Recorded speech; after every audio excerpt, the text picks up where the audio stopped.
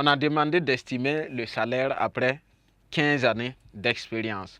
Donc, 15 ans, en 15 ans d'expérience,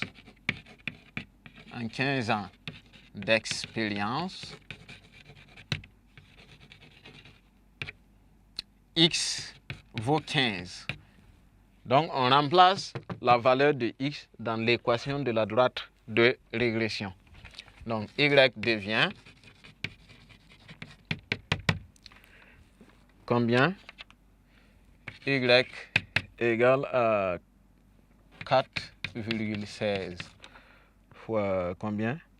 15. Le X est remplacé par 15 plus 27,12. Là, il faut qu'on calcule 4,16 fois 15 plus 27,12. Donc, Y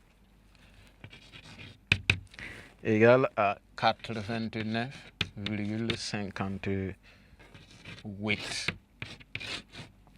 Et vous interprétez cette valeur. N'oubliez pas qu'on a dit que le chiffre d'affaires, c'est en milliers de francs CFA. Donc, après 15 années d'expérience,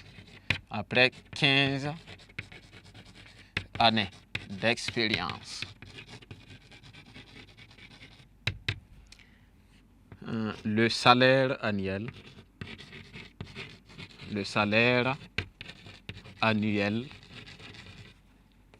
serait 2. Donc, en milliers, vous multipliez ce résultat par 1000. Donc, ça fait 89 580 francs CFA. Donc, après 15 années d'expérience, le salaire annuel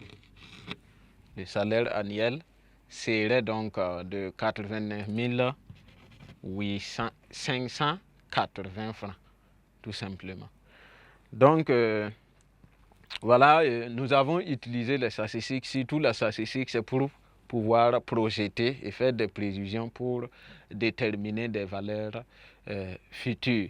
Ça aide beaucoup, surtout les décideurs politiques, pour qu'ils fassent des planifications, des programmations. Donc, voici un peu une situation d'intégration qui a mobilisé quelques éléments de la statistique. On pourrait reprendre le même exercice au lieu de faire l'ajustement par la méthode de Meyer que nous on a adopté ici. Vous reprenez le même exercice et vous faites un ajustement par la méthode donc des moindres carrés par exemple. Vous allez trouver pas exactement les mêmes valeurs, mais vous allez trouver que c'est sensiblement les mêmes choses en fait. Ça va vous permettre de comprendre aussi que de bien cerner les deux méthodes. Donc, méthode des moindres carrés, vous retenez que pour la méthode des moindres carrés, il vous faut la covariance. Donc, la formule de la covariance qui est la somme des x, y sur grand N moins le produit des moyennes. Donc, une fois que vous avez la covariance, il vous faut la variance de x si c'est la droite de régression de y en x. Il vous faut la variance de y si c'est la droite de régression de x en y.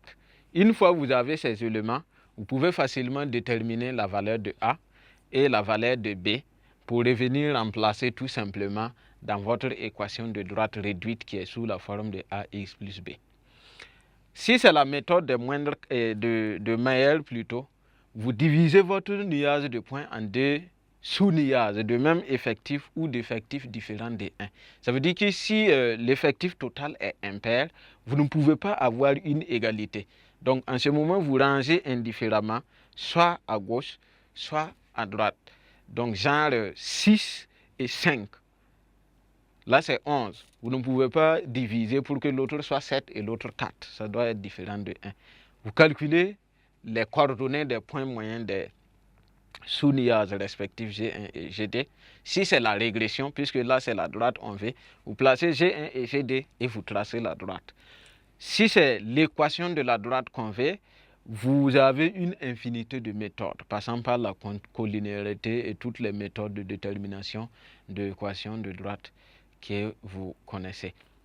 Donc voici en gros ce qu'on pouvait dire sur la statistique en termes d'exercice. Nous vous souhaitons bonne exploitation sur la plateforme École au Burkina.